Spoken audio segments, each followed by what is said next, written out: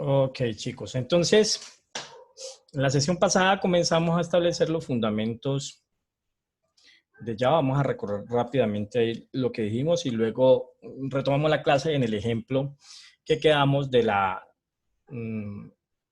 donde nos decían que necesitábamos construir un programa con el paradigma de programación orientada a objetos que permitiera calcular el área de un triángulo del cual se conocía la base y la altura. Entonces, dijimos que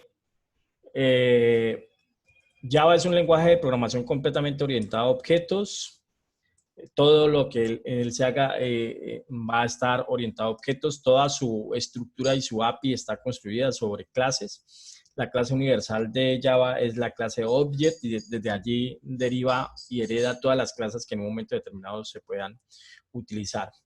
Dijimos que íbamos a tener un proceso de desarrollo que en Java se construyó un programa fuente.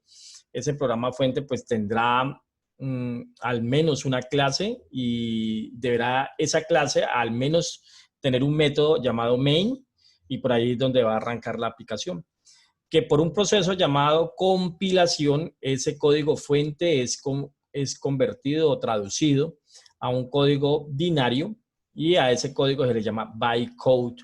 Y luego de haber, si sintácticamente todo está bien, entonces esa traducción se lleva con éxito y ahí generará un archivo, que el archivo fuente de Java es un archivo de texto con la extensión .java y al momento de hacer la compilación se generará otro archivo con la extensión .class, que es un archivo intermedio denominado bytecode que utilizará o que será usado por una máquina virtual de Java para poder ejecutar una aplicación. Entonces, básicamente dijimos que Java era multiplataforma, por lo tanto, tiene una especie de eslogan que dice codifique una vez y ejecute en varias plataformas. Eso significa que diseñamos una sola aplicación y luego podemos ir a correr en cualquier sistema operativo que tenga la máquina virtual de Java en ese sistema operativo. Dijimos que para programar necesitamos el JDK y para ejecutar necesitamos el JRE, donde está la máquina virtual de Java. Mientras que en el JDK al menos necesitamos el programa que nos permita traducir el código fuente de Java al código binario, que en este caso es un programa llamado JavaC, y el que permite ejecutar ese archivo, que en este caso sería el programa Java. Que no necesitamos un editor especial para trabajar en Java. Dijimos que lo podemos hacer y posiblemente si tengo el JDK y la máquina virtual, pues por línea de comandos podríamos ejecutarlo.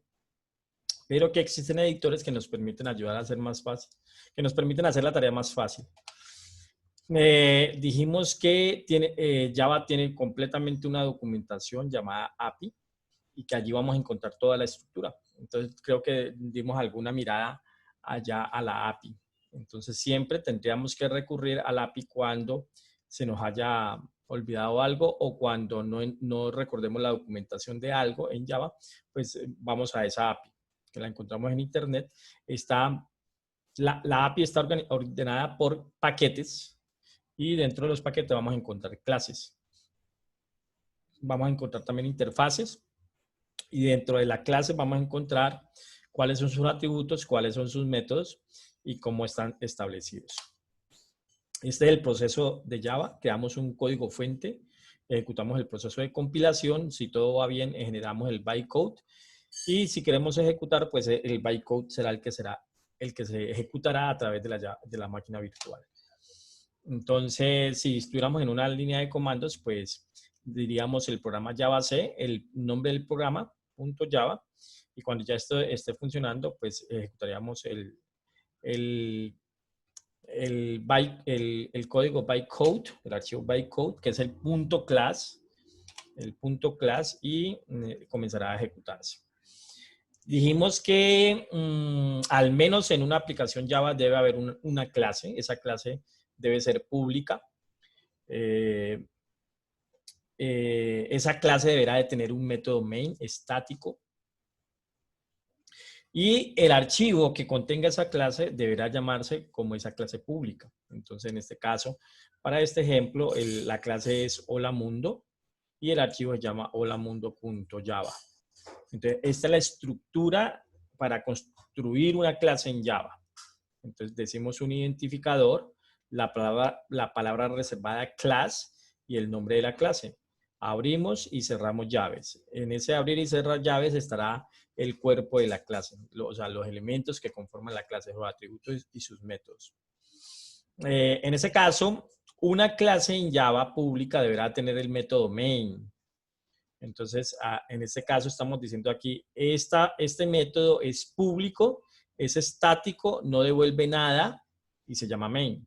Y recibe un arreglo de parámetros de tipo stream. Eso es lo que está diciendo la firma de ese método. Y en este caso abre y cierra llaves. Y está utilizando, en este caso, una clase llamada system, su método print en el paquete out. Y está en ese caso imprimiendo por consola ese mensaje. Entonces, este sería nuestro ejemplo Hola Mundo. En el momento que se vaya a ejecutar, pues es lo que en ese caso la máquina virtual toma el bytecode y eso es lo que él ejecuta como tal. Dijimos que Java era uno de los lenguajes de programación más importantes desde hace muchos años y en la actualidad. Fuimos a ver esta tabla de TIOBES, creo, y vimos que para este año pues estaba como el segundo lenguaje de programación más rankeado según eso. Vimos cómo declarar variables. Dijimos que en Java tenemos variables primitivas y el dato de tipo string es una clase. Entonces, una clase que pertenece a la clase stream. Y de alguna manera esa clase nos permitirá dar unos métodos que nos va a permitir trabajar con operaciones de cadenas. En un momento determinado podemos tener variables de objetos y esas van a ser las variables que almacenan la referencia de un objeto de una determinada clase. Entonces, aquí podemos observar cómo se identifica una variable primitiva y aquí podemos identificar cómo se referencia a un objeto como tal. O sea, que una variable en Java lo que hace es que guarda la referencia de un objeto. En Java no hay punteros como lo hay en C++. En Java no hay un operador para borrar el objeto establecido en una memoria, porque en ese caso Java lo hace él por sí mismo. Él tiene algo que llama el recolector de basura y cuando ve que una referencia no tiene cómo llegarse a ella desde la aplicación, entonces él automáticamente borra esa referencia. Ok, vimos algunos tipos de datos. Entonces, digamos que estos son algunos tipos de datos que podemos manejar con Java. Está el byte, el short, el int, el long, el float, el doble, el boolean. Estos son datos primitivos. Si ven aquí no se encuentra el string. Y de alguna manera aquí están la capacidad de almacenamiento de cada uno de los datos. El integer pues será un dato de 32 bits que permite almacenar como hasta 64.000 millones, creo. Y el byte permite almacenar hasta 127, menos 127 y 127. Digamos que esa es la diferencia en los diferentes datos de tipo entero. Y por aquí están los datos de tipo real, el float y el doble. La diferencia entre el float y el doble es que el doble tiene mayor precisión de almacenamiento en números decimales que el float, o sea que tiene mayor capacidad. ¿Por qué no está el string aquí? Porque el string es una clase, como ya lo había mencionado. Los valores por defecto que cuando guardamos una variable es que los booleanos guardan un falso, los valores de tipo numérico guardan un 0 y las referencias a objetos almacenan por defecto un valor de tipo null. Dijimos que deberíamos de tener un adecuado estilo para declarar las variables. Entonces vamos a declarar variables mnemotécnicas que indiquen datos. Y también vimos que vamos a dejar como estilo espacio entre los operadores aritméticos. Sintácticamente, si lo deja sin espacios, pues funciona. También dijimos en los identificadores que íbamos a utilizar el camel case Para métodos, atributos, variables, vamos a utilizar el lower camel case, que significa que la primera palabra va todo en minúscula y a partir de la segunda palabra la primera letra va en mayúscula. Eso significa lower camel case. Y para las clases vamos a utilizar upper camel case, que significa que toda primera letra de cada palabra va en mayúscula. Dijimos que vamos a tener indentación entre el cuerpo de la clase y en las estructuras, perdón, entre el cuerpo de los elementos, igual en el cuerpo de la clase, en el cuerpo de los métodos y en el cuerpo de las estructuras de control. Entonces vamos a dejar espacios para entender que ciertas sentencias pertenecen a cierto bloque, a cierta estructura, a cierto método. Vimos algunas operaciones aritméticas. En ese caso, el porcentaje es lo mismo que en C++, que significa que nos devuelve el residuo. El resto es exactamente igual. Las prioridades de operación también son iguales. Vimos que si queremos trabajar con operaciones matemáticas, pues hacemos uso de la clase Math. Fuimos a ver alguna documentación de ella y vimos que generalmente en la clase Math los métodos que tienen esta clase son estáticos. ¿Qué significa que sean estáticos? Que para utilizarlos no necesitamos declarar un objeto, sino que referenciamos la clase y ejecutamos el método. Entonces, en este caso, podemos hacerlo de esa forma. Y ahí vamos a encontrar pues todos los métodos que nos ofrece la clase Math como tal. Dijimos los operadores relacionales y los operadores lógicos y llegamos hasta ahí, ahí nos fuimos para el ejemplo. Dejamos las estructuras de control allí. Entonces, voy a abrir el ejemplo que trabajamos la clase pasada.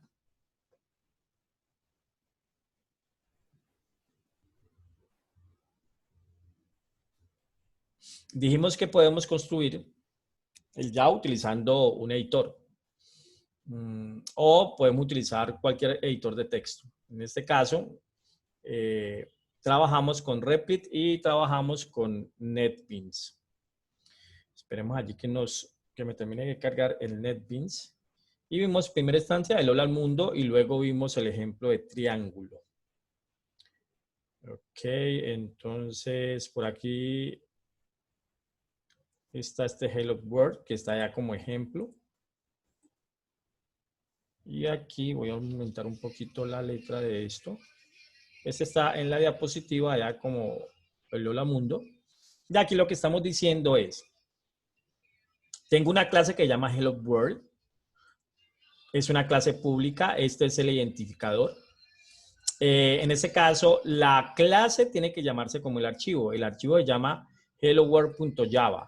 Helloworld.java.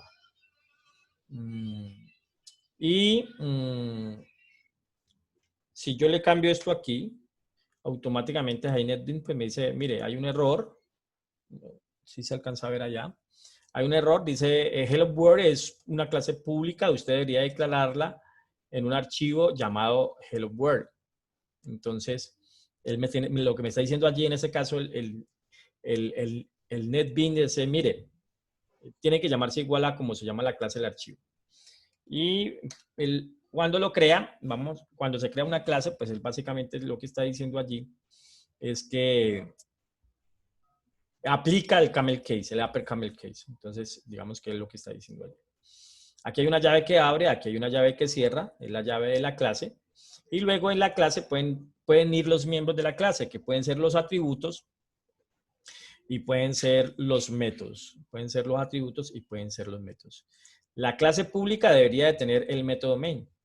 Sí, la clase pública debería de tener el método main. En este caso, el método main es público. Esto se llama un identificador de acceso. En Java vamos a encontrar que los miembros y las clases pueden ser públicas, privadas y protegidas para sostener lo que teóricamente nos dice el paradigma de programación orientada a objetos. Estático significa que esto, al utilizarlo, no necesito declarar un objeto de esa clase para poderlo utilizar. Void significa, es lo mismo que en C, significa que no devuelve ningún tipo de dato. no devuelve ningún tipo de dato. Por lo tanto, aquí yo también puedo establecer que él devuelve un tipo de dato, cualquiera de los que sea, primitivo o puede ser también un objeto de una clase, o sea, un tipo de dato de un tipo de clase. El programa se llama main y aquí esto significa que recibe argumentos, tal cual como lo vieron ustedes en lenguaje C. Yo puedo recibir argumentos. Esta es la llave del cuerpo del público. Esta es la llave del cuerpo del público. Aquí de una vez vemos cómo se declaran objetos. Aquí estamos diciendo que voy a declarar un objeto de la clase Hello World. Y el objeto se va a llamar My Hello World, de acuerdo a este ejemplo.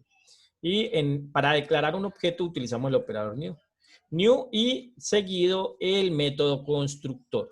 El método constructor, ustedes ya lo vieron en la introducción a la programación orientada a objetos, es un método especial que se ejecuta cada que se crea un objeto. Entonces aquí ocurre lo mismo. Aquí lo que está diciendo es voy a crear un objeto y voy a crearlo a través de este método constructor. Aquí también vamos a poder utilizar la sobrecarga de métodos. Entonces aquí yo puedo tener métodos constructores sobrecargados. Entonces yo puedo tener diferentes métodos constructores, por lo tanto voy a poder crear objetos de diferentes maneras, dependiendo la cantidad de métodos constructores que haya. Para acceder a un miembro de la clase, ya sea un atributo o ya sea un método, lo que hacemos es que establecemos el nombre del objeto y luego punto y el miembro. Para cumplir con la teoría que los datos deben de estar encapsulados, lo que hacemos es que los atributos los establecemos de tipo privado. Entonces, eso significa que los atributos están encapsulados. Si son privados, esos miembros solamente se pueden acceder desde el interior de la clase. Ni siquiera las clases que hereden de ella van a poder tener acceso directo a esos miembros, llámese atributos o llámese métodos. Si son públicos, los podemos acceder desde cualquier lado. Entonces, en este caso, aquí lo que estamos diciendo es del objeto MyHelloWorld, mande a ejecutar el método shoot. Y si vemos acá en la clase, en la parte superior tenemos un atributo, esto sería un atributo. Por lo tanto, aquí estaríamos diciendo que la clase Hello World tiene un atributo que se llama MyString de tipo stream. Y además tiene un método llamado shoot. Ese método shoot no devuelve un valor, no recibe parámetros, porque en la firma del método no lo estamos observando. Y en última, lo que hace el método shoot es asignarle al atributo MyString un nuevo string llamado Hello World. Y por último, imprime lo que tiene MyString.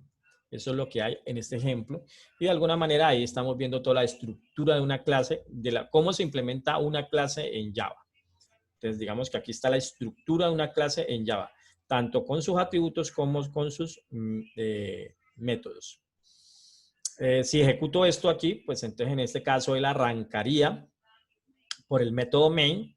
El método main crea un objeto llamado MyHelloWorld y luego del objeto MyHelloWorld manda a ejecutar el método shoot.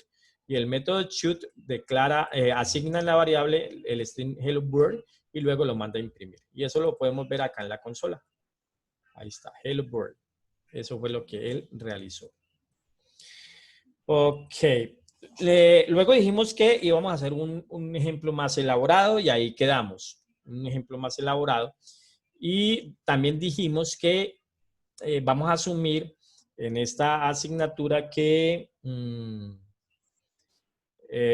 vamos a tener un proceso de desarrollo de software para generar el hábito de que el problema o el diseño del software no lo resolvemos en el código, sino que tenemos un proceso.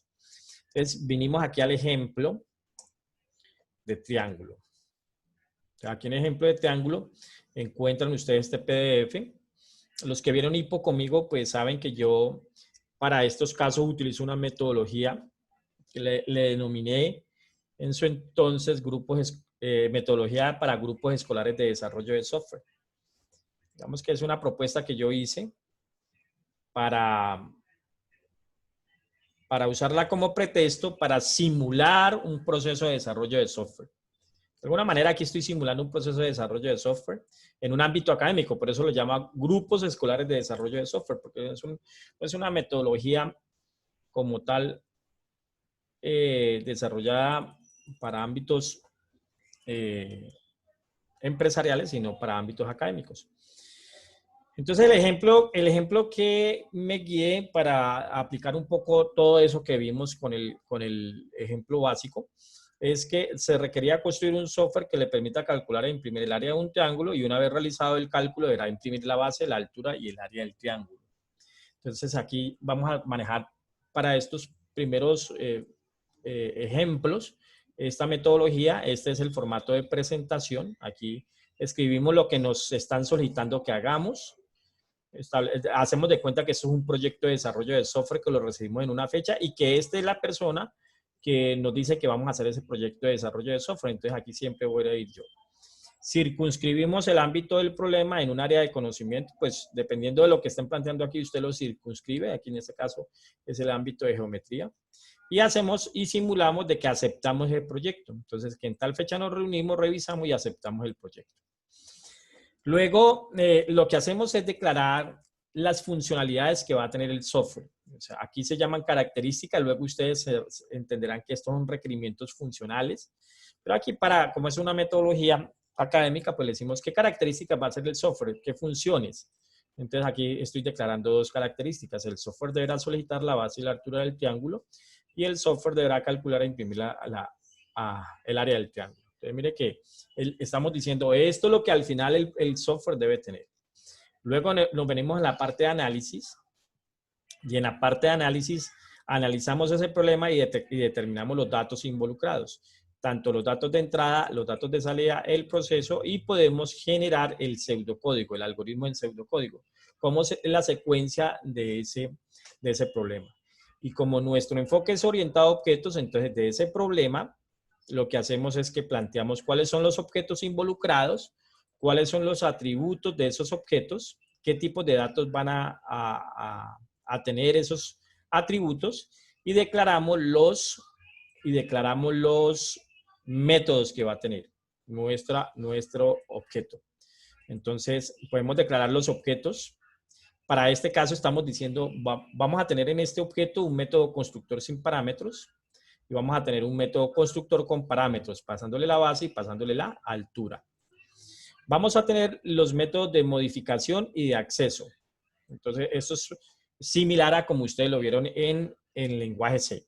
Es decir, los métodos públicos que me permiten cambiar un dato, y los métodos públicos que me permiten acceder a un dato. ¿Por qué necesitamos de estos métodos? Porque nuestros atributos van a estar privados.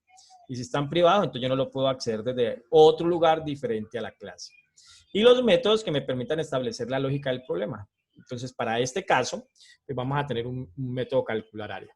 Teniendo claro esto, entonces ya puedo decir que este objeto va a tener una clase triángulo.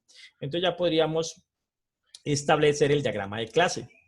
Entonces aquí nuestro diagrama de clase dice, vamos a tener una clase llamada principal y vamos a tener una clase llamada triángulo. En la clase principal va a estar el método público main, y en la clase triángulo va a tener los atributos base, altura y área, y vamos a tener los métodos, un método constructor sin parámetros. ¿Por qué sé que es el método constructor? Porque se llama igual a la clase. Un método constructor con parámetros, o sea que voy a poder mandar a crear un triángulo pasándole la base y la altura. Y le voy a pasar un triángulo pasándole, sin pasarle ningún dato. Bueno, aquí en este caso, pues el Java automáticamente implementa ese método destructor. Y aquí están los métodos públicos set y get. Por cada atributo debería existir, si quiero acceder y modificar los datos, debería existir el método set y el método get. El método set cambia el valor de un atributo privado. Entonces, su configuración será set base, el dato que quiero establecer. Este dato debería ser del mismo tipo de dato del atributo y no devuelve ningún resultado. Entonces, es un void. Mientras que get base no recibe parámetros y retorna un dato del mismo tipo del atributo, porque en última lo que hacemos es retornar el valor del atributo. Entonces, tenemos que tener todos los get y todos los set. Y por aquí tenemos un método que estamos preestableciendo, que es el calcular área. Ese es el que se va a encargar de calcular el área. Y si observamos ese método, no va a devolver ningún resultado. O sea, que él lo que va a hacer es calcular el área y no devuelve ningún resultado. Por lo tanto, aquí podría imaginarme que si él no va a devolver ningún resultado, él hará el cálculo del área, pero tendrá que asignar el valor del área en el atributo como tal, o lo podríamos usar, cambiarlo usando el método setArea que nos permitiría cambiar el valor de ese atributo. Entonces, si observan, hasta aquí se ha hecho un proceso.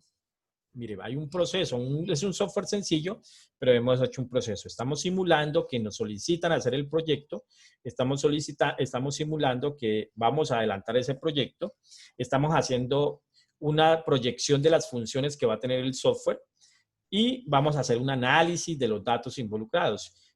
Vamos a establecer el algoritmo, vamos a definir los objetos establecidos y por último declaramos nuestras clases y vamos a diseñar nuestro diagrama de clases y la relación que existe en ellos. ¿Sí? La relación que existe en ellos. Por el momento, como es una sola clase, hay dos clases aquí, entonces estamos representando la relación de uso. La clase principal va a usar la clase triángulo. Si hubiese herencia, representaríamos la herencia. Si hubiese composición, representaríamos la composición. Si hubiese agregación, representaríamos la agregación. Entonces, solo en este momento que ya tengo claro cómo se estructura nuestra aplicación, es donde me voy a desarrollar ya la aplicación como tal. Y esto debe coincidir con el código. Esto debería de coincidir con el código. Entonces, aquí yo me vengo para acá para la herramienta que voy a utilizar para trabajar en Java. En este caso,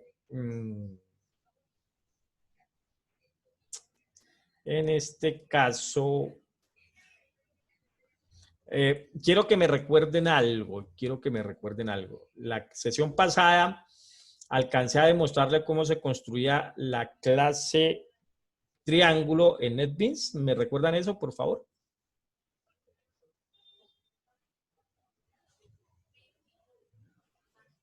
¿Alguno que me recuerde allí? Si lo alcancé a demostrar. Sí, profe. Ok, bueno, muchachos. Entonces, aquí tengo el proyecto. Me entró la duda con otro grupo que doy también fundamentos de Java. Entonces, aquí tenemos la clase. Y aquí tenemos la clase principal. Entonces, si vemos aquí, pero no alcanzamos, yo recuerdo que con ustedes yo no alcancé a ver la clase principal, solamente hice la clase triángulo, eso sí lo recuerdo. Bueno, entonces aquí está la implementación de la clase triángulo, esta es la implementación. Entonces voy a moverme un poquito hacia acá y voy a mover un poquito esto hacia acá, voy a mover un poquito esto hacia aquí, voy a bajarle un poquito esto.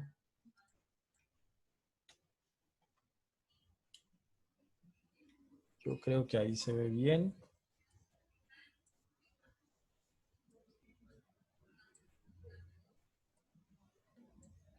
Ok, sí, ahí se ve bien. Y por aquí tengo el código. Ok. Entonces, nosotros venimos y construimos esta clase. ¿Sí? Venimos y construimos esta clase tal cual como está aquí. Tal cual como está aquí. Voy a hacerlo en un momentico. O sea, voy a dejar esto aquí vacío. Ahí está vacío. Entonces, al momento de decirle yo acá, bueno, voy a borrar esta clase mejor. Voy a borrarla aquí.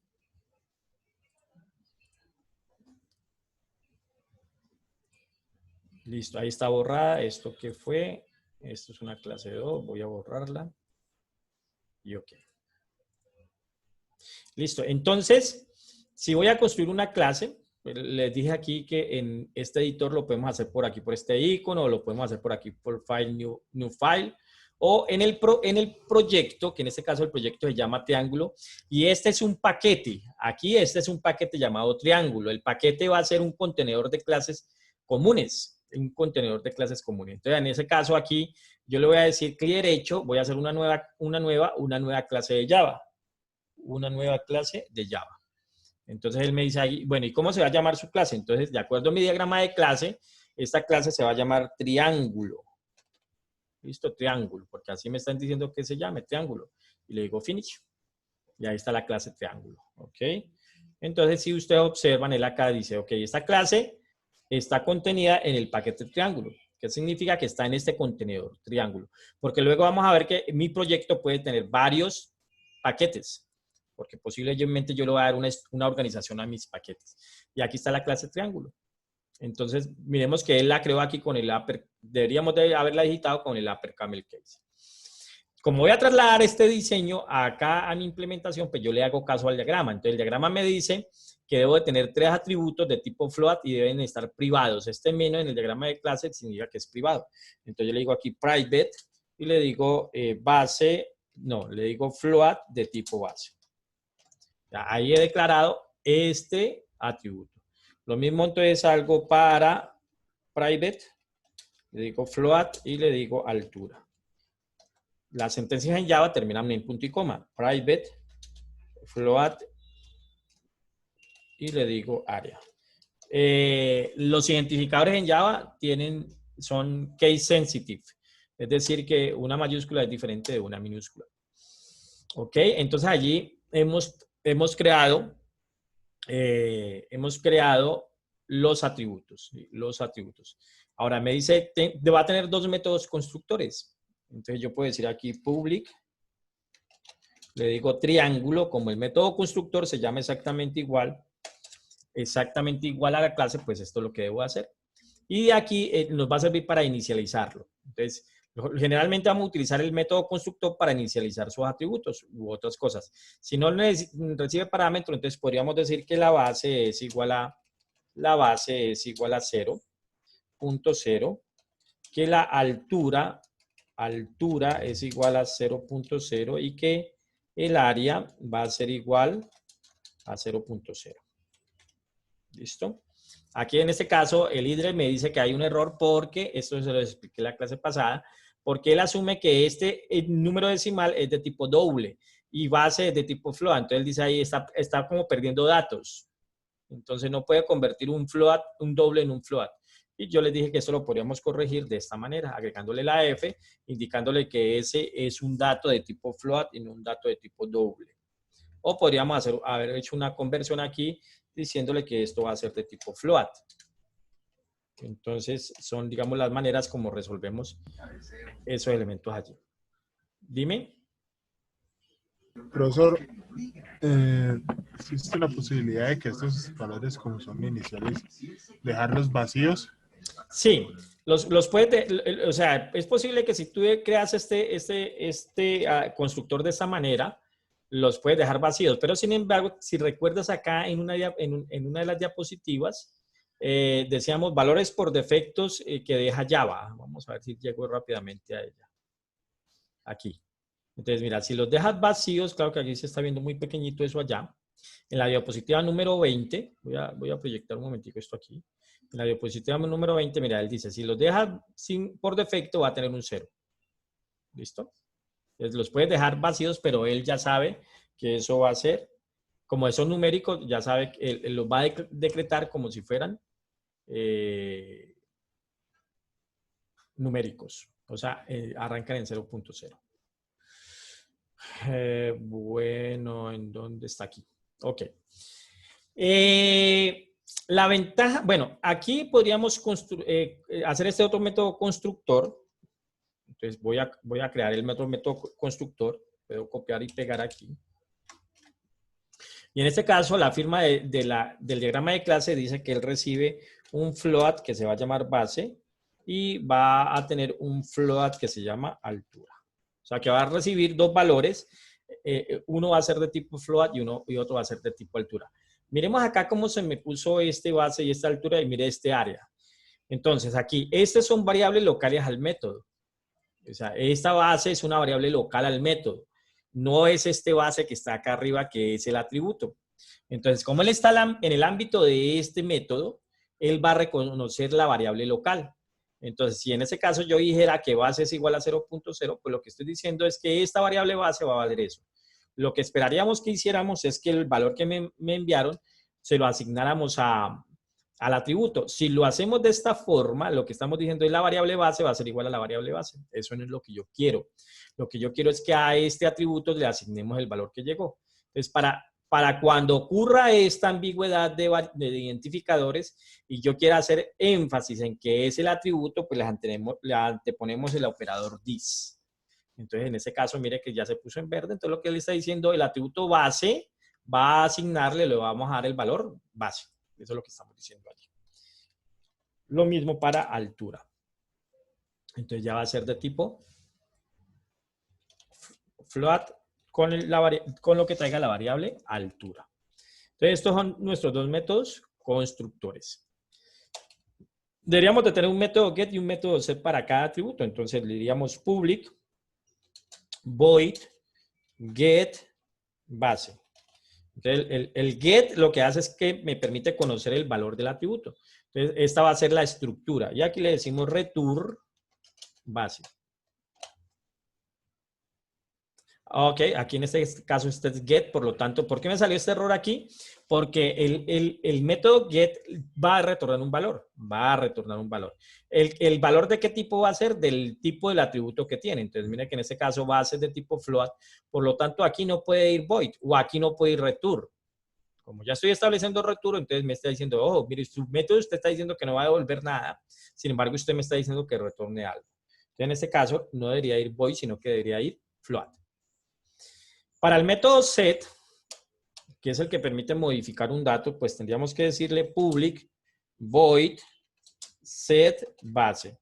Y recibimos como parámetro un dato del mismo tipo del atributo. Entonces, en este caso sería float base.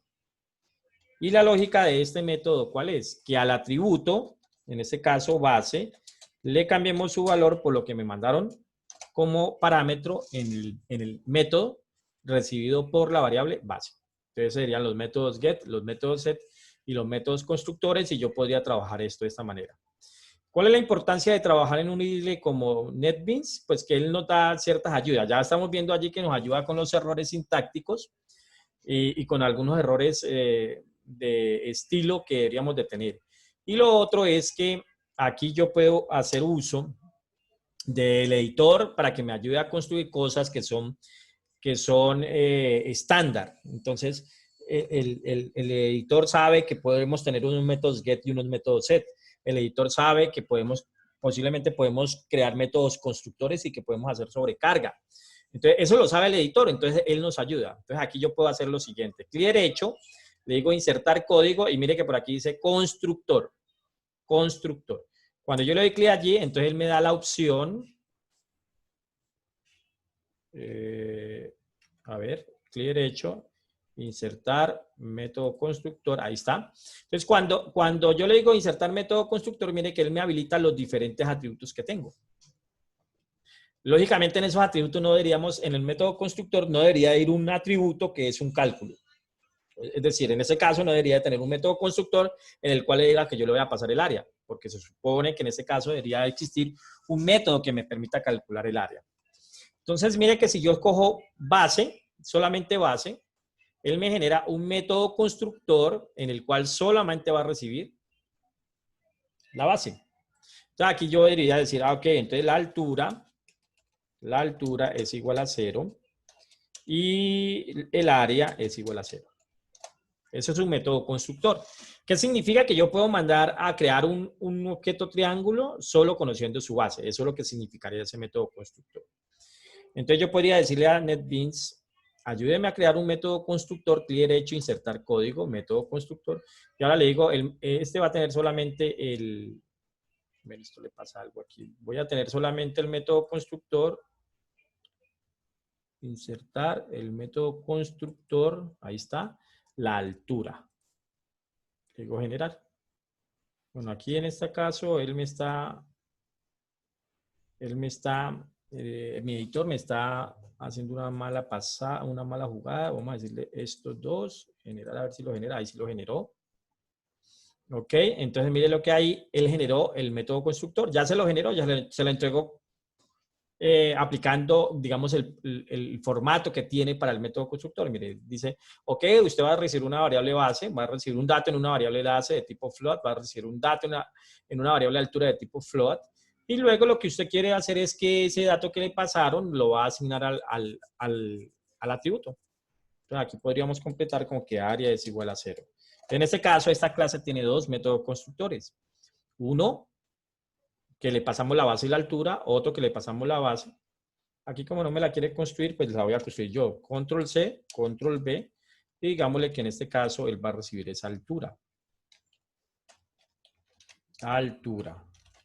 Y en este caso,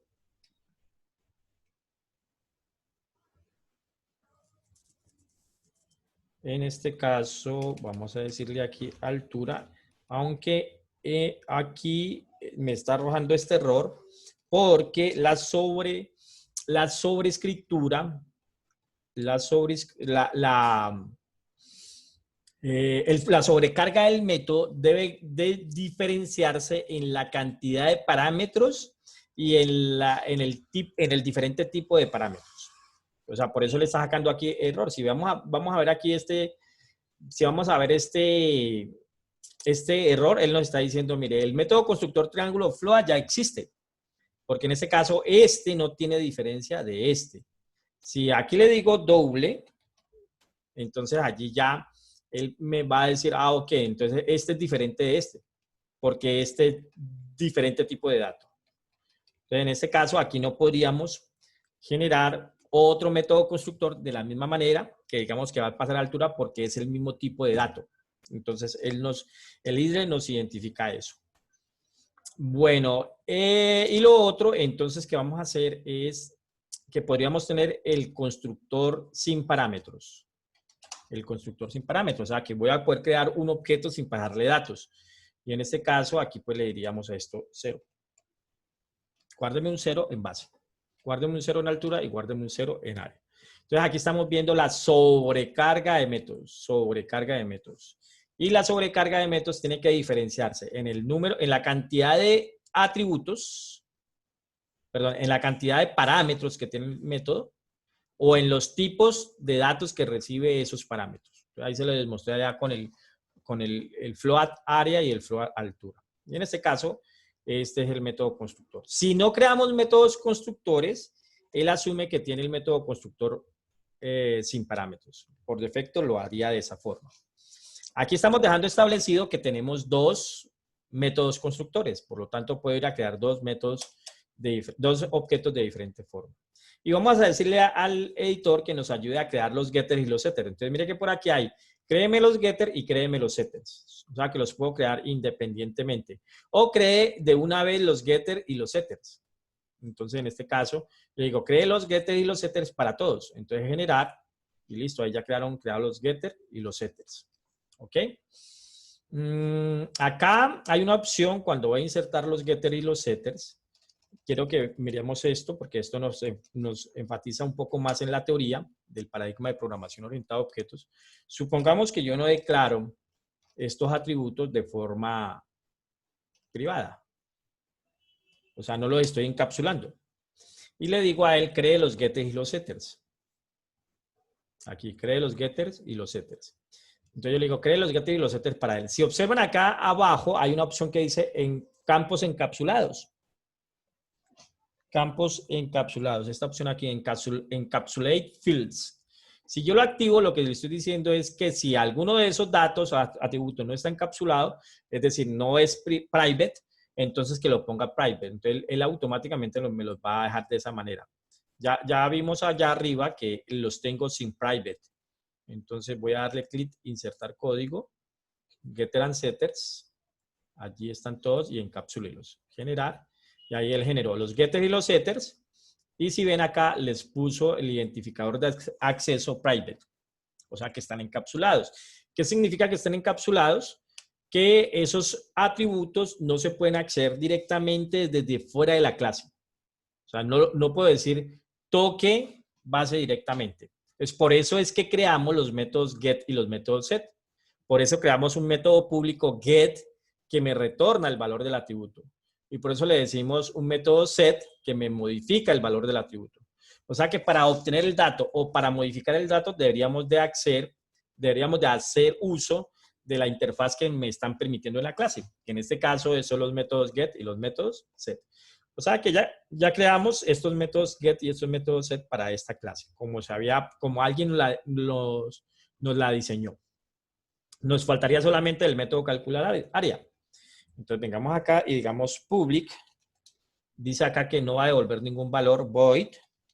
el método se llama calcular área. Mire que tiene lower camel case, calcular área.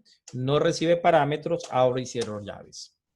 Entonces, la lógica de este método es que él va a calcular el área. Entonces, voy a declarar una variable local, área. Entonces, esta es una variable local, no es el atributo. Y mire que en este caso, él me lo dice, ojo que esta es una variable local y está ocultando el atributo, está ocultando el field. Es lo que nos está diciendo ahí. Yo le digo, no importa porque eso es lo que quiero. Entonces aquí digo, área es igual. Aquí es donde hago uso del algoritmo que ya había planteado. Posiblemente yo, bueno, ¿y aquí qué es lo que tengo que hacer? Entonces venimos acá y digo, acá yo tengo mi algoritmo. Entonces aquí está la lógica de qué es lo que debería hacer el método calcular área. Ya la tenemos planteado acá. Entonces decimos, área es igual a lo que tiene el atributo base por lo que tiene el atributo altura dividido sobre 2. ¿Por qué puedo usar aquí directamente los atributos? Pues porque calcular área es un miembro interno a la clase. Si no lo fuese, entonces posiblemente nos daría error. Pero como es un miembro, a él lo podríamos hacer. Ahora, supongamos que por alguna razón calcular área no puede utilizar directamente el base. Entonces, ¿qué es lo que hacemos? Ahí es donde hacemos uso de el método de acceso. Get base, get altura. Esa sería la forma como lo utilizaríamos. Pero por el momento vamos a utilizar base por altura. Listo, y ahí ya queda, ahí ya implementamos esta parte del triángulo. Esta parte del triángulo. O sea, ya de acuerdo a lo que nos pasaron algorítmicamente, de acuerdo a la lógica, al diagrama de clase, ya pudimos implementar la clase triángulo. De acuerdo al diagrama de clase, existe una clase principal que va a tener el método main. Entonces, por eso acá, cuando creamos el proyecto, él nos preguntó cuál es la clase que va a tener, cómo se va a llamar la clase que va a contener el método main. Entonces, nosotros ahí le dijimos, bueno, esto se va a llamar, voy a borrar esto un momento. Entonces, eso se va a llamar principal y en principal vamos a tener un método main. Ahí está. ¿Listo? Si en algún momento ustedes no tienen esto, pueden generarlo así. Public static void main. Aquí en NetBeans, ¿no? Pues escriben esa sigla y presionen la tecla Tab. Y él automáticamente les construyen. Por si se llegan a olvidar cómo es que se escribe public static void. Entonces, lo que pueden hacer aquí en NetBeans es esto. Public static void main. Las iniciales de las palabras de la firma del método. Y luego presionan la tecla Tab. Y ahí ya él les crea automáticamente el método. Ok, Wilmer, sí, eso es en NetBeans, ahí podemos hacer eso. Ok. Bueno, entonces, ¿qué es lo que nos está diciendo el diagrama de clase? Que aquí nosotros podemos usar la clase triángulo. Lo podemos usar la clase triángulo. Recuerden que nosotros debemos de tener claro el ámbito de las variables. Variables que se declaren en un método solamente son reconocidas en ese ámbito de ese método. Solo son reconocidas en ese ámbito de ese método. Entonces voy a declarar dos variables locales aquí. Float base, que voy a decirle que vale 4. Y float altura, que voy a decirle que vale 5. Entonces son variables locales ¿a quién? Al método main. Entonces, aquí yo voy a hacer uso de la clase triángulo. Y el hacer uso de la clase triángulo significa que yo voy a construir o voy a instanciar un objeto de la clase triángulo. Entonces, instancia de la clase triángulo. Instancia de la clase triángulo. Entonces, ¿cómo creo un objeto en Java? Entonces, la sintaxis va a ser nombre de clase, luego nombre de objeto, igual new y método constructor. Voy a hacerlo así, método constructor. El método constructor que voy a utilizar para crear ese objeto. ¿Y cuál método constructor? Pues dependerá de los métodos constructores que tenga su clase. En este caso, solo hay dos métodos constructores. uno que no le paso parámetros y uno que le paso dos valores de tipo float. El primer valor será asignado a la base, el segundo valor será asignado a la altura. Entonces, ¿cómo voy a declarar un objeto aquí? Voy a decir triángulo, porque así se llama la clase, triángulo. O sea, así lo vemos aquí que se llama la clase, así lo vemos en el diagrama de clase, triángulo. Entonces decimos triángulo, luego nombre del objeto. Entonces digamos mi triángulo igual a new. Y aquí es donde determino cuál método constructor voy a usar. Entonces voy a decir que voy a usar el método triángulo sin pasarle parámetros. O sea que este objeto mi triángulo, se va a construir con el método constructor que no le recibe parámetros. Miren, no recibe parámetros. ¿Eso qué significa? Significa que ese objeto, su base va a ser 0, su altura va a ser 0 y su área va a ser 0. ¿Listo? Esa es la manera. Ahora, comprobemos la encapsulación de los datos. Si yo le digo, mire, quiero que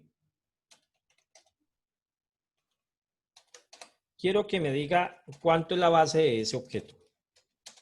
Entonces yo aquí le digo, como referencio, mi triángulo, punto, y lo que quiero referenciar.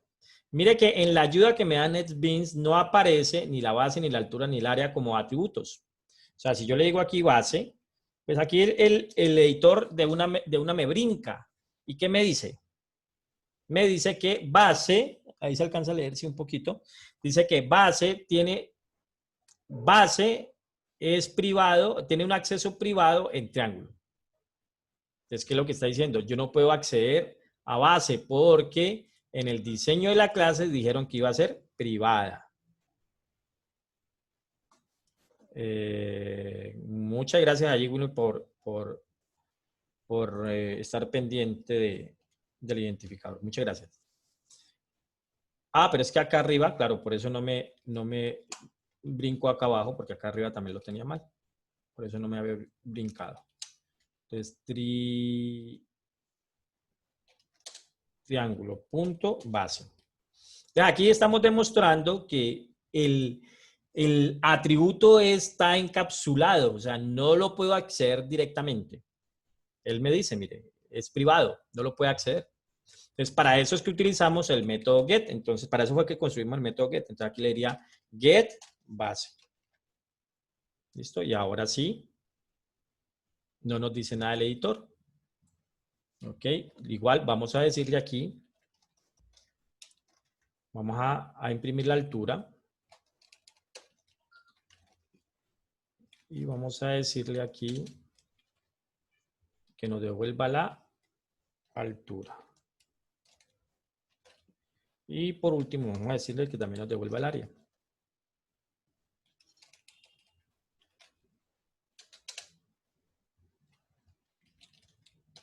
Área, ahí está. ¿Listo? Si ejecutamos esto, aquí lo podemos ejecutar dándole clic en este icono. La clase pasada les mostré a ustedes. No, creo que ustedes no les alcancé a mostrar. Entonces voy a mostrarles algo. Bueno, ¿esto en dónde lo dejé grabado? Permítanme un momentico. Say apps.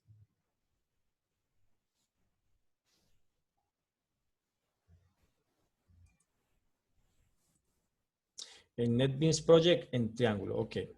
Esto no, creo que no se lo demostré a ustedes. Se lo voy a demostrar. Voy aquí a abrir el explorador de archivos.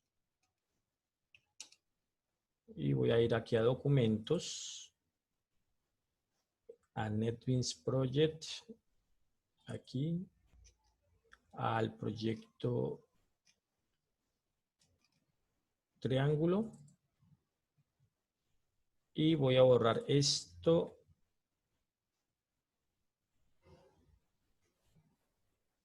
Voy a borrar esta carpeta. ¿Listo? Y aquí adentro está el paquete triángulo y ahí están mis dos archivos de tipo Java. O sea, principal.java y triángulo.java. ¿Listo? Y quiero que miremos aquí en las carpetas del proyecto. Yo borré la carpeta build.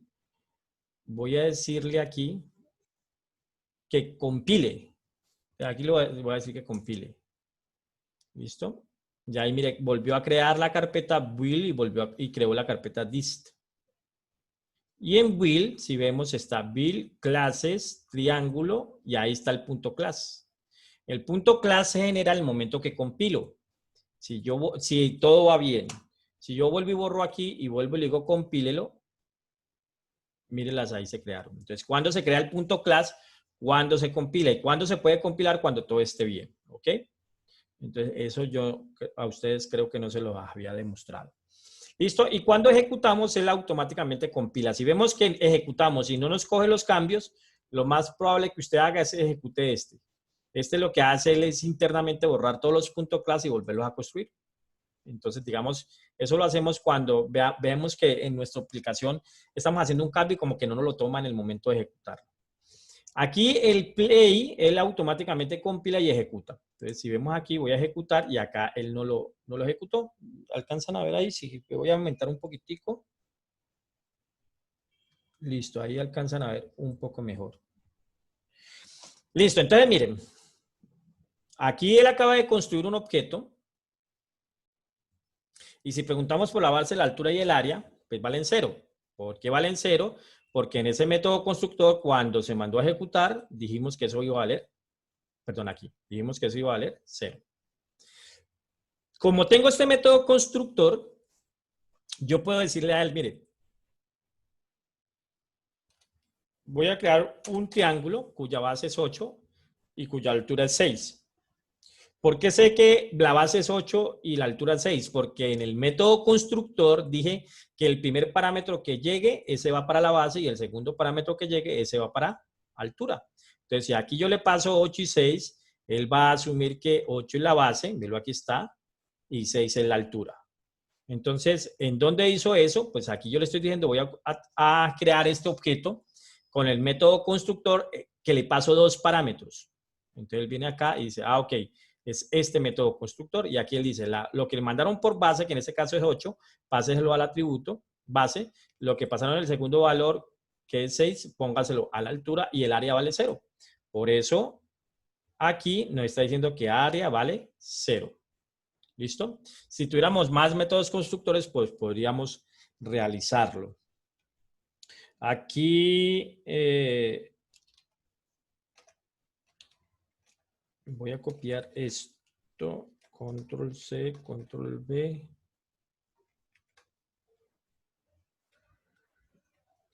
Objeto 1. Ok. También podríamos decirle a él, vean, vamos a pasarle la base. ¿Por qué me marca error allí? Porque no hay un método constructor que reciba solo un parámetro. No hay un método constructor que reciba solo un parámetro. Si tuviese este método constructor,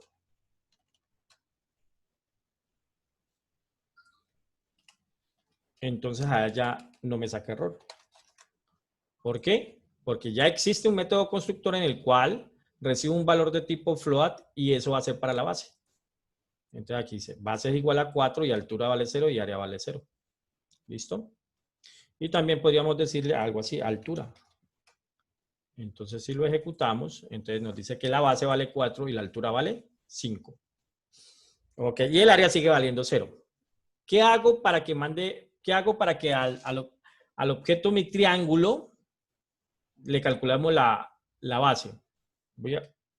Entonces lo que tenemos que hacer es mandar a invocar su método. Entonces le decimos mi triángulo, control barra espaciadora, aquí él me ayuda a autocompletar, punto, y él aquí me da lo que yo podría utilizar de este objeto.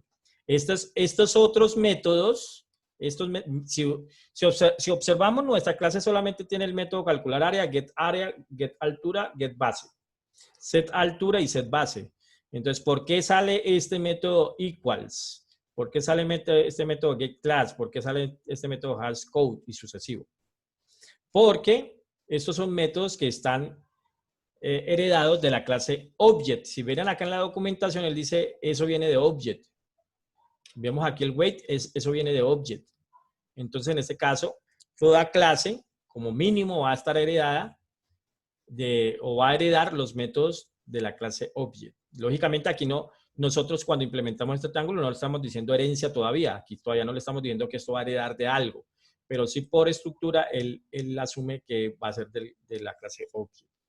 Entonces, yo quiero mandar a ejecutar el método calcular área. Lo puedo mandar a ejecutar porque es de tipo público. Entonces, aquí yo le digo mi triángulo punto calcular área. Ahí está. ¿Listo? Entonces, voy a grabar y voy a ejecutar. ¿Cuánto debería ser el área aquí? 4 por 5, 20, dividido en 2, sería 10, ¿no? 10. Entonces, ejecuto. Listo, dice base 4, altura 5 y área 0. ¿Qué pasó allí? Debería darme área 10, pero me está diciendo que el área 0. ¿Qué pasó ahí?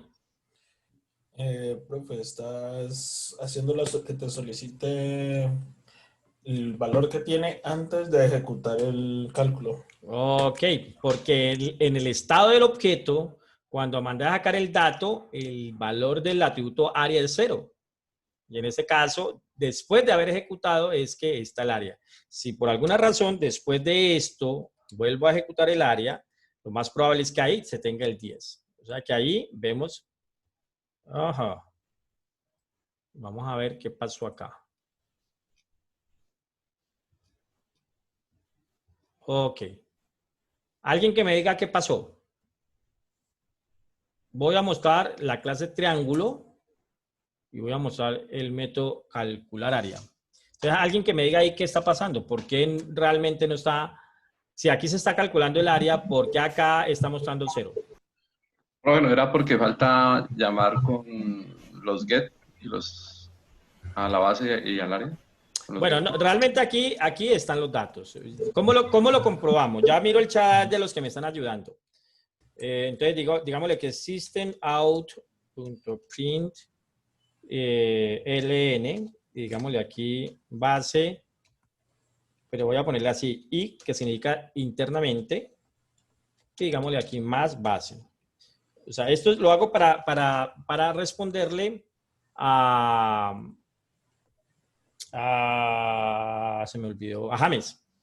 Que realmente ahí sí están los datos, ¿ok? Entonces ejecutemos. Ahí está, mírala. ¿Ves aquí? La base interna sí es 4. O sea que realmente sí tiene los datos ahí. Bueno, por aquí alguien me ha estado ayudando en el chat. Voy a ver qué fue lo que me dieron en el chat. Ok, entonces ahí Santiago, creo que Ramírez Ospina de Santiago, ¿cierto? Bueno, Camila también no nos ayudó allí. Camila dice, porque es una... Bueno, aunque Camila sí lo está diciendo, pero lo hace en forma de pregunta. Camila dice, porque es una variable local. Y luego por acá Santiago me dice, no se lo asignó al atributo base triángulo. Ok, entonces mire, sintácticamente esto está bien. Profesor, yo creo que es por lo que es tipo vacío, entonces arroja un vacío. No, ese no es el motivo. Ya Camila lo dijo. Y ya Santiago lo dijo. Ya, o sea, voy a referenciarlo acá en el código qué fue lo que pasa, qué es lo que pasa allí.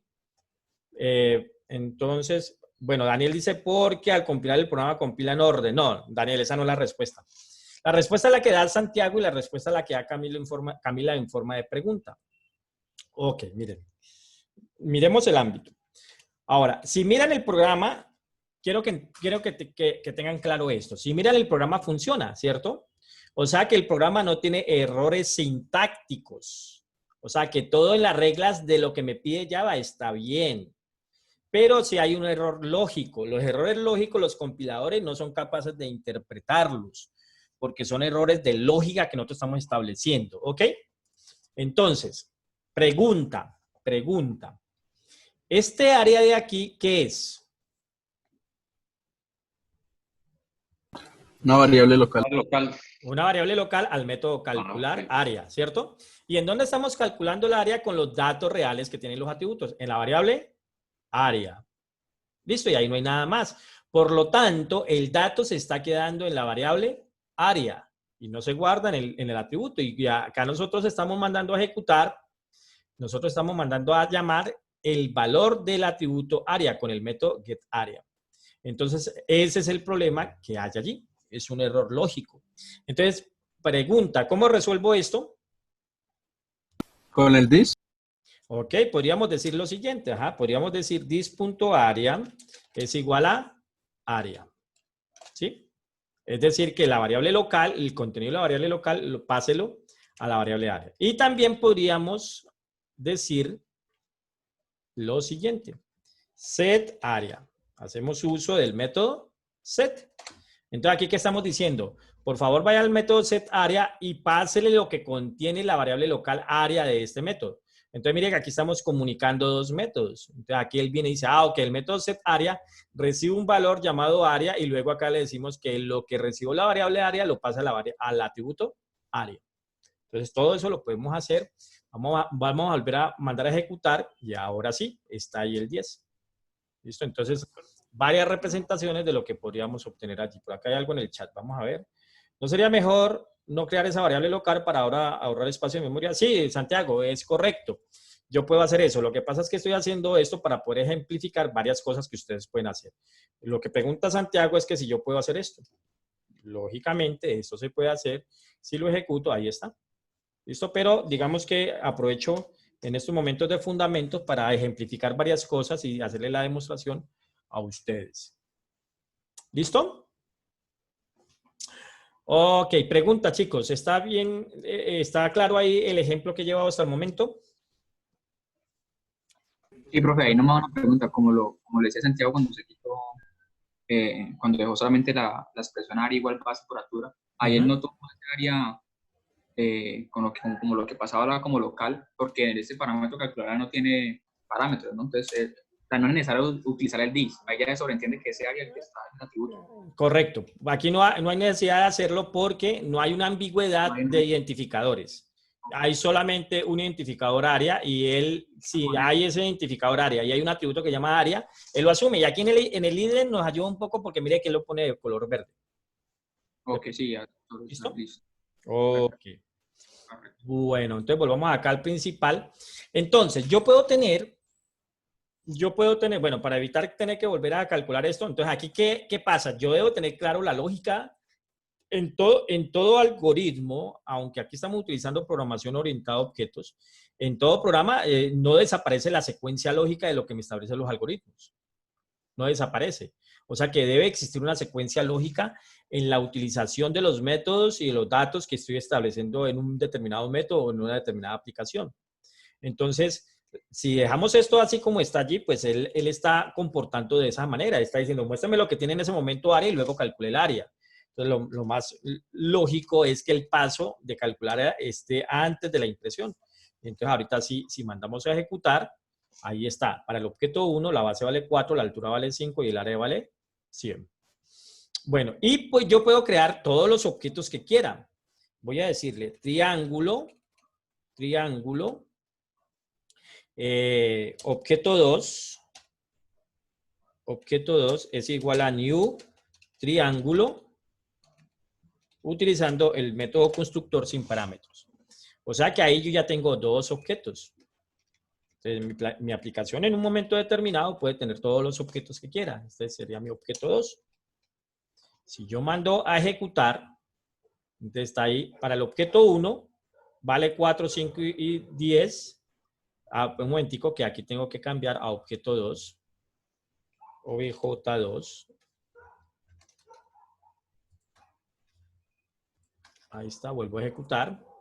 Y ahí está. Para el objeto 1 vale 4, 5 y 10. Para el objeto 2 vale 0, 0 y 0. Entonces aquí podemos observar que hemos construido dos objetos de la misma clase. Y aquí de alguna manera está aplicando la herencia para el objeto. El objeto 2 y el objeto mi triángulo está heredando de la clase tanto sus atributos como sus métodos.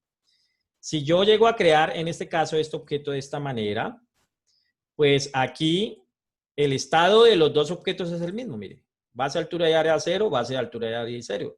Tienen los mismos métodos, tienen los mismos atributos. Pero si hago esto acá, pues entonces en este caso, inicialmente no. Desde su creación, el objeto 1, su estado es diferente al objeto 2. ¿Listo? O sea, teóricamente eso lo vimos en HIPPO y lo volvimos a recordar un poco en la teoría que vimos las primeras clases. O sea que aquí ya tengo dos objetos y se diferencian de sus estados, pero los dos objetos tienen la misma estructura de su clase y tienen los mismos comportamientos o los mismos métodos de su clase. ¿Listo? Yo podría decir aquí, para el objeto V2, por favor, haga un set base, pasándole un 8. Entonces, mira, ahí, bueno, un 8 no, digámosle, pasémosle aquí un 18, un 28. Ahí estoy utilizando el modificador, el método de modificación del objeto. Objeto 2, punto, set base, póngale un 4. Bueno, póngale un 12. ¿Listo? Set base. Vuelve y juega. ¿Por qué el área del objeto 2? Ok, llamé al mismo método. Altura.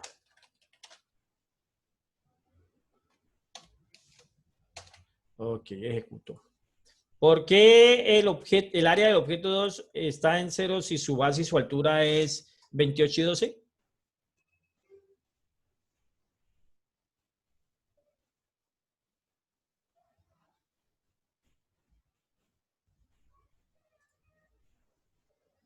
Ok, porque no se llamó el método calcular área. ¿Ok? Entonces, aquí está la lógica. Igual. Bueno, porque no mandé a ejecutar el método calcular área. Entonces le digo set calcular área. Ahí está. Ya lo mandé a ejecutar. ¿Por qué sigue valiendo 0? Los valores no se setearon. Porque se setearon después de Ok. Porque cuando mando a ejecutar el calcular área, los datos valen 0. Y luego es que le mando a cambiar los valores de los atributos. Entonces, aquí estamos aplicando la secuencia lógica de lo que tiene la aplicación. ¿Listo? O sea que el orden es importante en cómo estoy referenciando las cosas que estoy construyendo. ¿Listo? Bueno, y para cerrar este ejemplo, entonces vamos a utilizar una clase que nos ofrece el API de Java, que inicialmente vamos a capturar los datos así, los vamos a mostrar de esa manera, que es la clase JOptionPaint. No vamos a arrancar esto en 4, sino lo que nos diga por interfaz el usuario. Entonces, en este caso, vamos a decir lo siguiente. Entonces, hay una clase que llama la clase JOptionPaint y ella tiene un método llamado show. Bueno, y el método está sobrecargado. Show input dialog. Entonces, mire que aquí en la ayuda que nos está dando NetBeans vemos que el método está sobrecargado. Ahora, si nos fuéramos al API,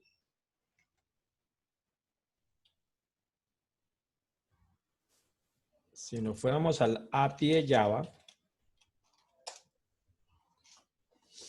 y en el API de Java vamos y buscamos una clase que está en el paquete Javax.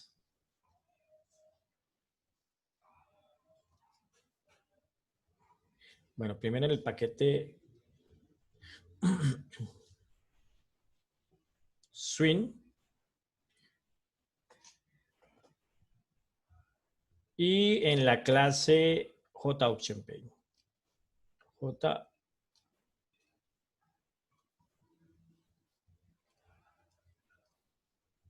Bueno, aquí cuando se pierde, mejor darle control, aunque eso está ordenado alfabéticamente allí.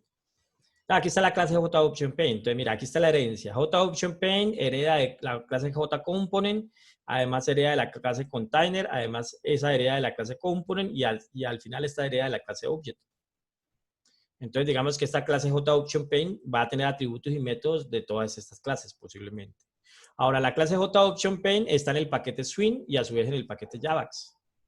La clase JComponent está dentro del paquete Swing. La clase Container está en el paquete AWT. La clase Component está en el paquete AWT.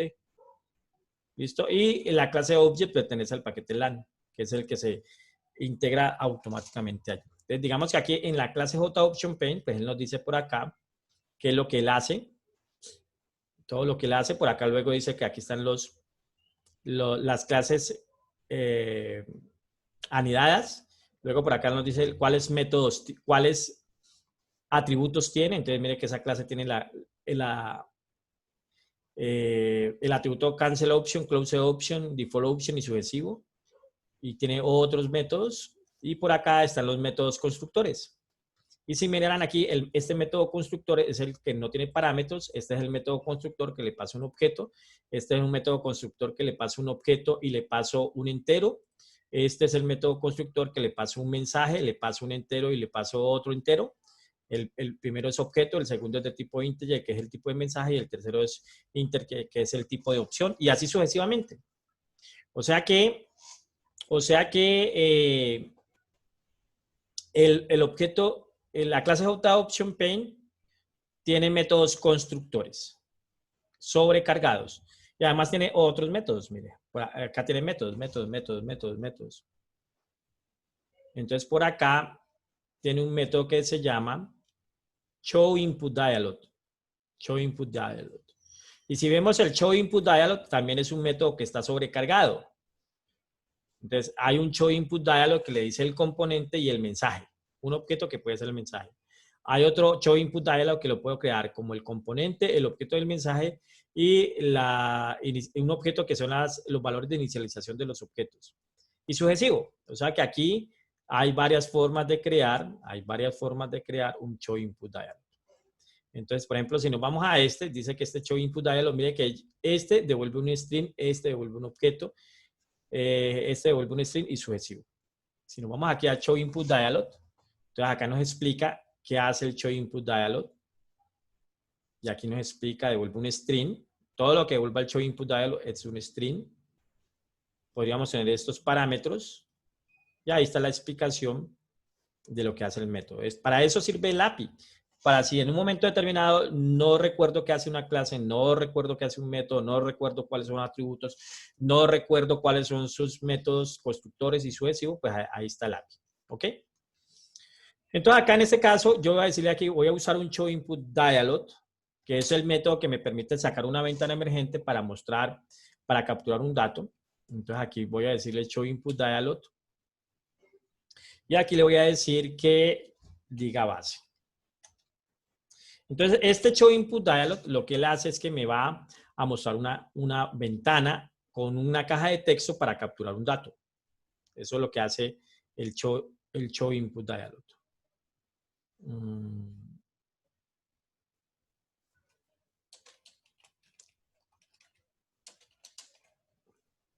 Ok, entonces si yo ejecuto esto es lo que hace el showInputDialog.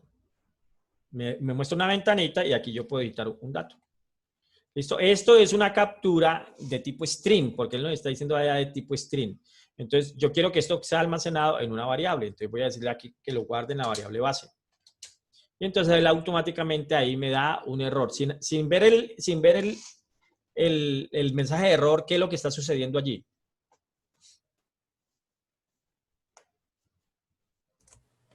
Está tratando de guardar una variable, bueno, un valor que no coincida con la variable, ¿no? Correcto. Entonces, ya sabemos que esto me devuelve un string y lo estoy tratando de meter en un valor de tipo float. Entonces, ahí me dice, no puede, incompatibilidad de tipos, no puede convertir un dato de tipo float en un dato de tipo string. Entonces, por el momento vamos a hacer esto. Vamos a utilizar la clase float y en la clase float hay un método que se llama parseFloat. Y lo que hace el método parseFloat es que convierte un string a un dato de tipo float. Entonces, cada tipo de dato va a tener una clase y tiene los métodos que permiten hacer conversión de datos. O sea, si nosotros nos vamos acá a la clase float, la clase float está dentro del paquete language.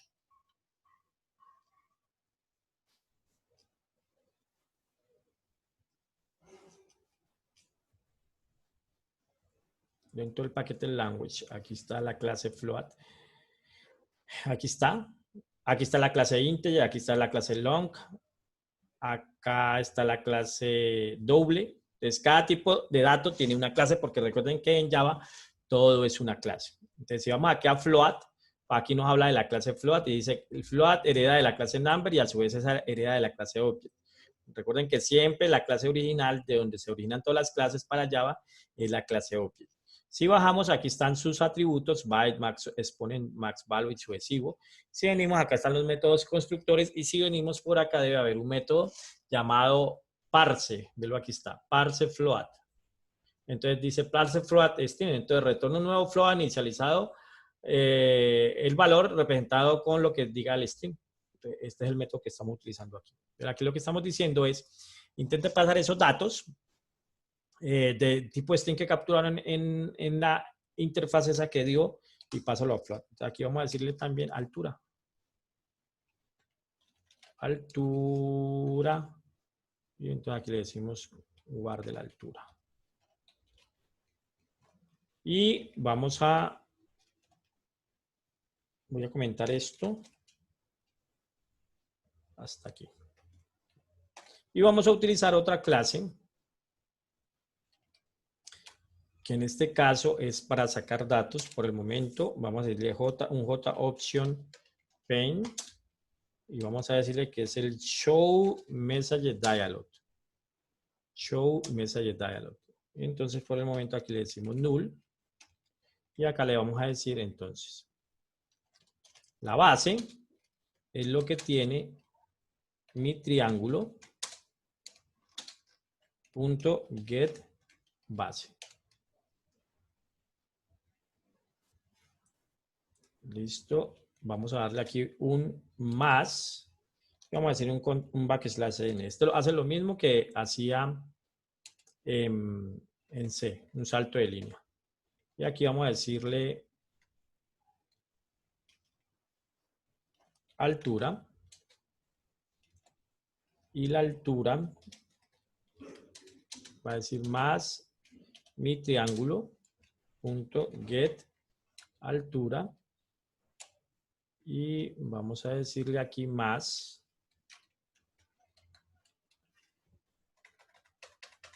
y digámosle área y digámosle más mi triángulo punto get área.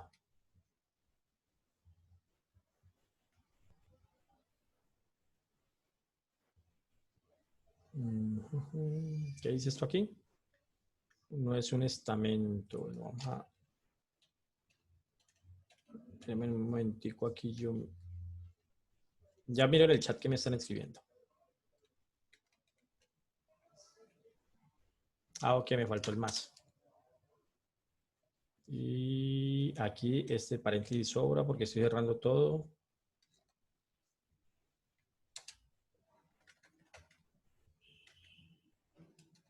Y acá falta cerrar el paréntesis. El paréntesis del show message dialog. Listo, ahí está. Listo, entonces ahorita podemos decir aquí que ejecute esto. Entonces ahí nos dice la base, entonces la base vale 25, la altura vale 12. Y ahí entonces dice base 25, altura 15 y área 150. Listo, y con ese ejemplo que hemos abordado. Con ese ejemplo hemos abordado cómo se construye una clase, cómo se encapsulan los datos en una clase, cómo se construye una clase, cómo se encapsulan los datos en una clase, qué son los métodos constructores, qué es la sobrecarga de métodos, incluyendo la sobrecarga de métodos constructores, qué son los métodos de modificación y de acceso, que son estos dos para cada atributos. Vimos el ámbito de variables locales y atributos. Vimos cómo se instancia un objeto. Vimos la lógica que debe tener en un momento determinado de la utilización de los métodos y los datos en una instancia. Cómo se implementan otras clases en una clase. Mire que aquí en este caso, como esto es una clase del paquete Java, acá el isle, él automáticamente me hizo este import. ¿Qué es lo que está diciendo aquí? Importe la clase JOption Paint. Cuando la clase no pertenece al paquete language, al lang, hay que importar la clase indicando los paquetes donde están. Eso no lo dice. Eso no lo dice acá el API, la documentación de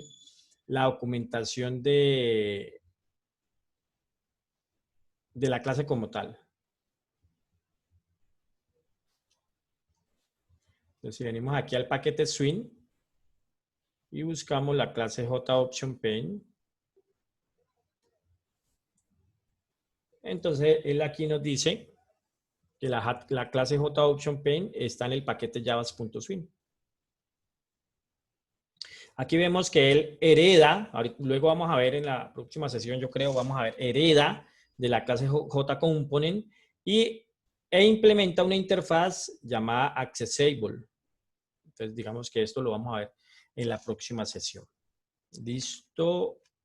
Entonces, en ese caso, por eso tenemos que hacer este import. Si yo omito este import, automáticamente ya me sale error aquí en la clase JOptionPaint. Aquí en el IDLE podemos ayudarnos con él. Él nos da varias ayudas. Aquí nos está diciendo, ojo, vea, JOptionPaint no existe. Entonces, si usted viene aquí y le da clic derecho, él debe salir. Si está bien escrito el nombre de la clase, debe salir esta opción que diga Add Import for JavaSwing JOptionPaint. O sea, el nombre de la clase que quiere, que él no está reconociendo. Pero si esto está mal escrito, por ejemplo, aquí esta O viene en minúscula, él no saca el Add Import. Porque él sabe que esa clase no existe. ¿Ok? Y también aquí podemos observar que Java implementa el Upper Camel Case y el Lower Camel Case. Mire, esta es una clase y tiene el Upper Camel Case. Y esto es un método y tiene el Lower Camel Case. ¿Listo? Entonces, si yo le doy clic aquí, le digo Add Import y le doy clic, él por acá arriba me volvió a crear la sentencia donde dice importe la clase JOptionPaint del paquete swing. Ahora, si vamos al API y vemos todas estas clases que están aquí, pertenecen al paquete swing. Pertenecen al paquete swing. Si usted en algún momento determinado llega a hacer esto, entonces lo que le está diciendo es impórteme todas las clases que hay en el paquete swing. Entonces, de alguna manera lo que le está diciendo es importe todas estas clases. O sea, póngalas a disposición. Póngalas a disposición. Lógicamente no las está usando todas, solamente está utilizando la clase JOptionPaint. Entonces, recomendable, a pesar que podemos hacer esto, entonces importemos solamente la clase que necesitamos. Ok. ¿Preguntas, chicos? Con este ejemplo, todo lo que hemos abordado. Incluso, pues, yo sí, a mí me quedó un poquito confuso el tema cuando usted tocó lo de set area.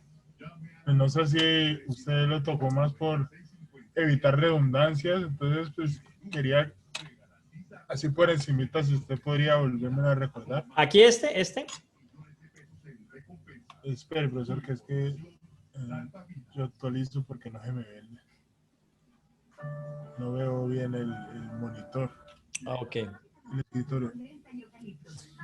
Bueno, recuerda que el método de modificación set lo que hace es que es un método que se construye para poder modificar el valor de un atributo que está privado.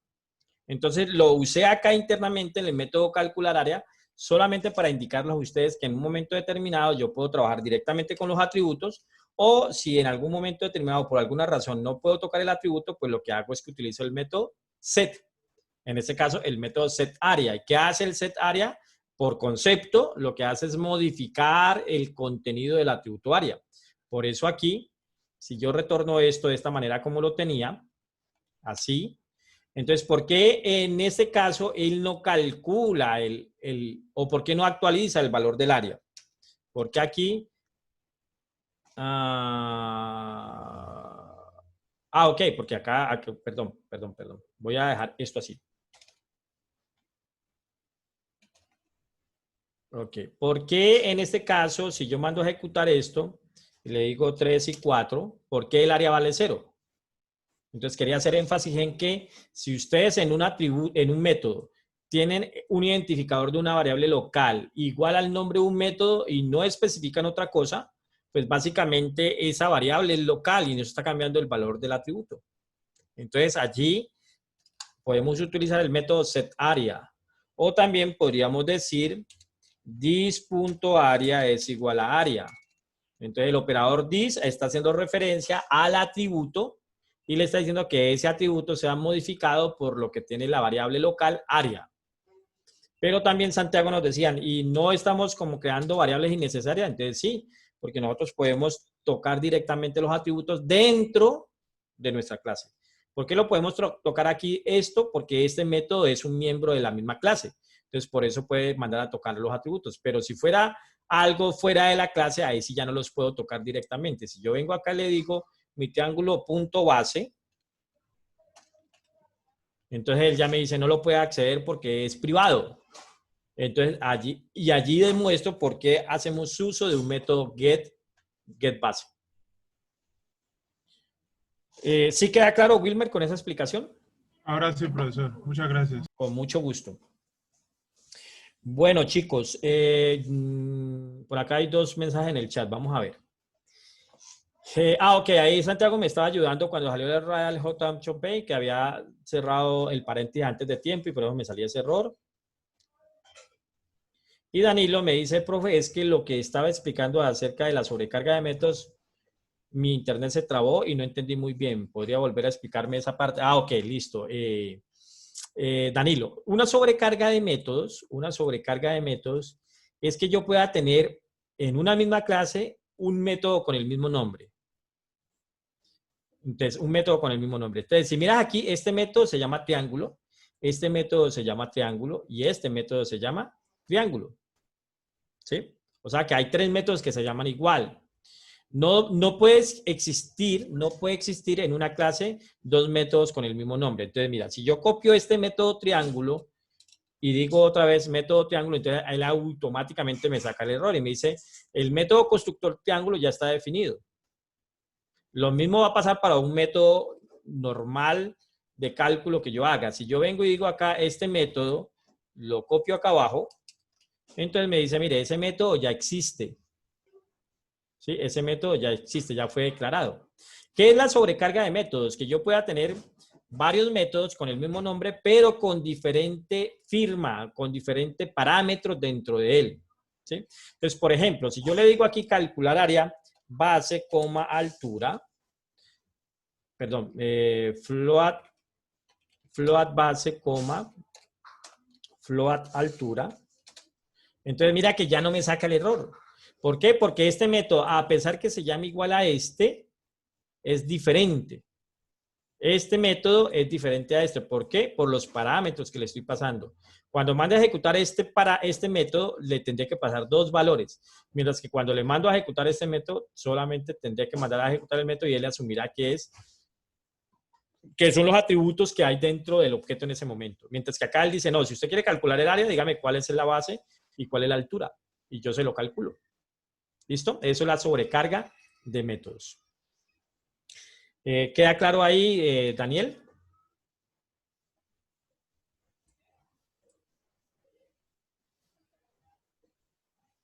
Con mucho gusto, Daniel. Bueno, chicos, bueno, falta una partecita del proceso que estoy simulando. Falta una partecita. Entonces, miren que aquí ya terminé de construir la aplicación y está funcionando. Entonces, en nuestro laboratorio de simulación de un proceso de desarrollo de software, entonces también vamos a tener una simulación de pruebas de aceptación. Entonces, miren que por acá dice unas pruebas funcionales y de aceptación. Entonces, ¿qué son esas pruebas? ¿Qué vamos a simular con esas pruebas funcionales de aceptación? O sea, que todo software, cuando se termine de construir, tiene que probarse y el usuario que contrató el software tiene que aceptar de que ese software tiene lo que él pidió. Entonces, lo que vamos a hacer es que vamos a utilizar este último formato. Este último formato es parecido al segundo formato, velo aquí. ¿Qué tiene? Las funcionalidades que dijimos que iba a tener nuestro software. Entonces, estas mismas C1 y C2 están aquí en este formato, mire, C1 y C2. ¿Y qué es lo que vamos a hacer? Nosotros dijimos al principio que el software debería solicitar la base y la altura. Entonces, lo que vamos es a garantizar con este formato que el software que vamos a entregar sí cumple con eso. Entonces, mire que acá dice, ¿aprueba o no aprueba esa funcionalidad? Sí. ¿Aprueba o no aprueba esa funcionalidad? Entonces, lo que tenemos que hacer es ejecutar nuestro software. En este caso decimos 3 y en este caso decimos 6. Y ejecutamos. O sea, permitió capturar la base de la altura y está mostrando el resultado. ¿Qué es lo que dice acá? ¿El software solicita la base de la altura? Sí. Entonces digo, ok, sí. ¿El software calcula e imprime el área del triángulo? Sí. Si aquí en estas pruebas usted dice no, pues lo que le está diciendo usted es haga una refinación de su software y vaya a verifique, porque usted al principio dijo que el software iba a tener esas características y no las tiene. Entonces aquí todavía no entrego el software, sino que en este caso me devuelvo a la etapa de desarrollo, hago mis ajustes y vuelvo y hago las pruebas. ¿Cuándo debería entregar el software? Pues cuando todas sus funcionalidades sean correctas. Y por acá entonces decimos, sí, mire, el software cumple con todas las especificaciones establecidas al inicio del proyecto, por lo tanto el software es aprobado. Entonces digamos que esta es una simulación de pruebas de funcionalidades y pruebas de aceptación. Y ahí ya terminaríamos el proyecto. O sea que el proyecto va a tener la documentación, esta documentación, y además va a tener el software ya construido, o sea, todo este proyecto. Bueno, muchachos, entonces, lo que vamos a hacer es que ustedes me van a construir un laboratorio. Entonces, vengamos acá. Bueno, allí tienen otro ejemplo, en los materiales de clase, tienen otro ejemplo por si lo quieren revisar, que es muy parecido, ¿no? En este caso, el otro ejemplo es círculo. Y ahí está el proyecto empaquetado en NetBeans y la documentación. Entonces, por si le quieren dar una revisada a eso. Y entonces vamos a liberar el laboratorio número 1, donde me van a trabajar. Pueden trabajar en parejas, si quieren, si lo desean. Pueden trabajar en parejas y me entregan el laboratorio en parejas. El laboratorio debe contener lo mismo que el ejemplo. O sea, deben de tener la documentación, esta documentación como tal, y deben de entregarme el desarrollo del software como tal. O sea, por cada proyecto que establezca van a tener la documentación más el software, el proyecto en Java construido. ¿Listo? Entonces, el proyecto es este. El laboratorio es este. Bueno, aquí en este archivo, controles... Uy, se me apagó el portátil y no vi. Lo tenía desconectado y creo que me acabó la batería. O sea que no tengo forma de ver qué les estoy proyectando. Si algo me avisan. Entonces, aquí en el material de clase de semana 2, que ya también es junto con la 3, fundamentos de Java, están en formato de Word donde están los formatos vacíos. Si ustedes descargan esto y lo abrimos,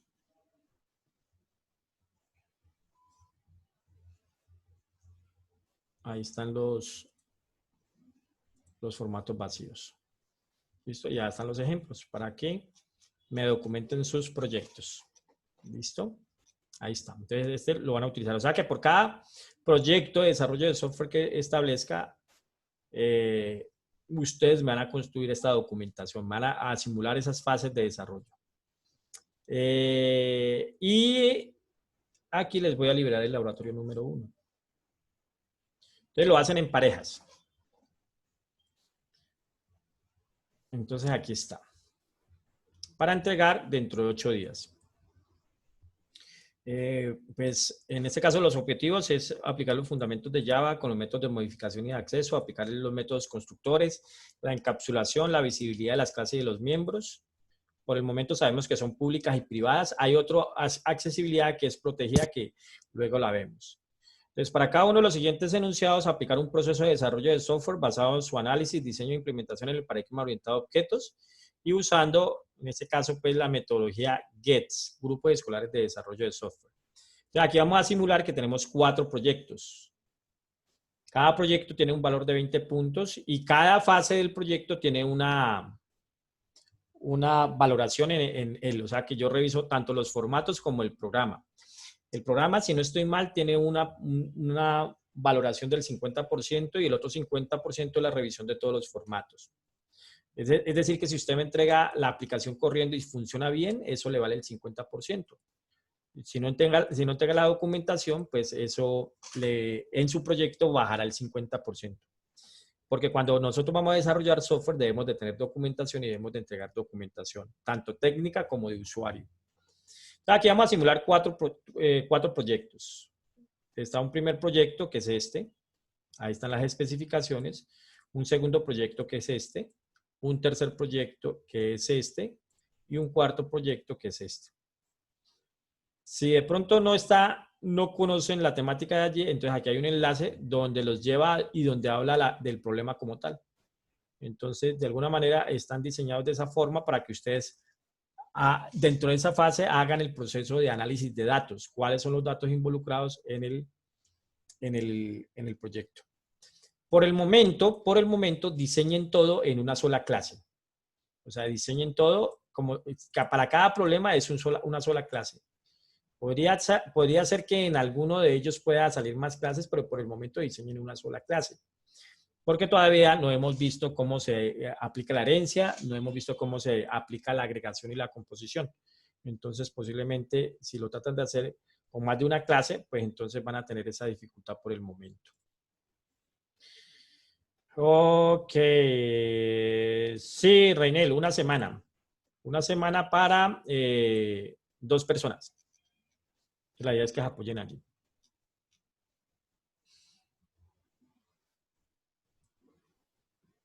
Bueno, chicos, preguntas. No olviden diligenciar su asistencia, ¿no? En el campus. Acá arriba donde dice control de asistencia. Entonces ustedes le dan clic allí y allí van y registran su asistencia.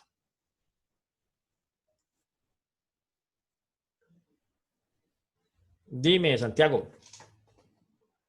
Santiago dice en el chat que tiene una pregunta de compilación.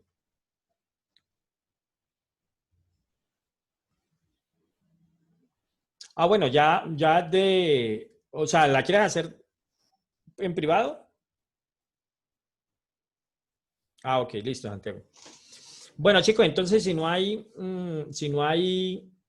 preguntas ni de la clase de lo que vimos hoy, lo que demostramos hoy, lo que concretamos hoy y el laboratorio, entonces demos por terminada la sesión de hoy. Recuerden, ustedes buscan a su compañero de trabajo y hacen el laboratorio en parejas.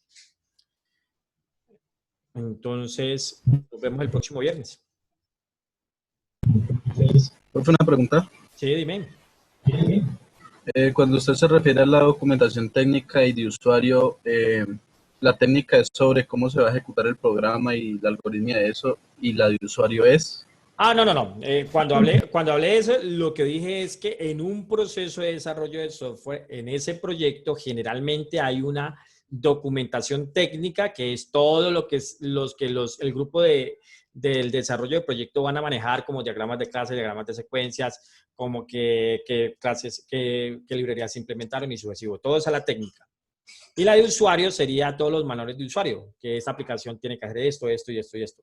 Eso dije en términos generales. Pero para el laboratorio es lo que vimos con los formatos de la metodología HEADS. Ah, bueno, profe, muchas gracias. Con mucho gusto. Bueno, chicos, entonces dejo de compartir mi pantalla. Dejo de grabar.